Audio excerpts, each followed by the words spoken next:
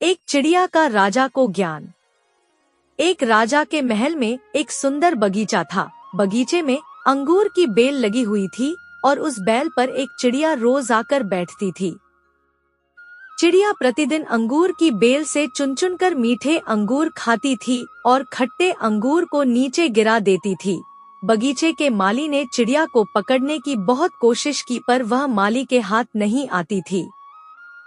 माली ने राजा को यह बात सुनाई। यह सुनकर राजा ने चिड़िया को सबक सिखाने की ठान ली और अगले दिन बगीचे में घूमते हुए जब चिड़िया अंगूर खाने आई तो राजा ने उसे पकड़ लिया। वह चिड़िया को मारने लगा तो चिड़िया ने कहा, राजन, मुझे मत मारो, मैं आपको ज्ञान की 4 बातें बताऊंगी।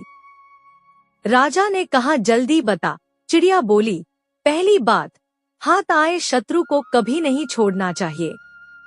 दूसरी बात, असंभव बातों पर भूलकर भी विश्वास नहीं करना चाहिए। तीसरी बात, बीती हुई बातों पर कभी पश्चाताप नहीं करना चाहिए। फिर चिड़िया अचानक रुक गई। राजा ने कहा, चौथी बात भी बता दो। चिड़िया बोली, चौथी बात जरा ध्यान से सुनने की है। मुझे जरा ढीला छोड़ दे, क्योंकि आपके हाथों में मेरा दम घुट रहा है।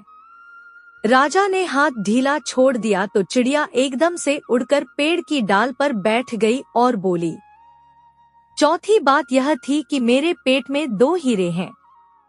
यह सुनकर राजा को बड़ा दुख हुआ। राजा की हालत को देखकर चिड़िया बोली, है राजन, आपने मेरी बात नहीं मानी। मैं आपकी शत्रु थी, फिर भी आपने मुझे छोड़ दिया। दूसरी बात में मैंने बताया था कि असंभव बातों पर भूलकर भी विश्वास नहीं करना चाहिए। मैंने आपसे कहा कि मेरे पेट में 2 हीरे हैं और आपने भरोसा कर लिया। ज्ञान की बातें सुनने और पढ़ने से कोई लाभ नहीं होता यदि आप जीवन में उन पर अमल नहीं करते हैं।